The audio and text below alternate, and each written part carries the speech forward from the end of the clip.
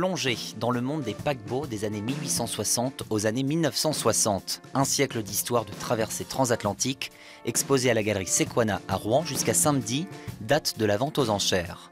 D'ici là, vous pourrez admirer plus de 650 objets ayant fait la légende de ces géants des mers. Les mythiques chaises longues, de la vaisselle, des affiches publicitaires, des gravures ou encore des maquettes.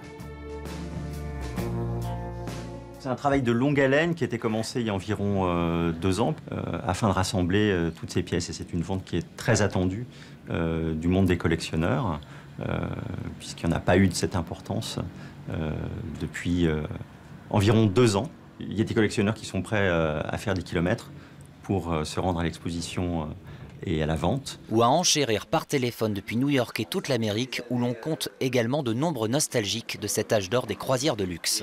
Parmi les pièces les plus prisées, cette pendulette en verre bleuté, offerte lors du voyage inaugural de Normandie, cette fresque géante, telle une BD, mise à prix entre 12 000 et 18 000 euros, ou encore cette reproduction au 1/200e du paquebot France qui intéresse déjà plusieurs institutions publiques. Les musées ont la possibilité de se substituer aux derniers enchérisseurs, c'est-à-dire qu'ils achètent sans porter d'enchères. Donc ils sont un petit peu comme un fantôme, ils se dévoilent au dernier moment.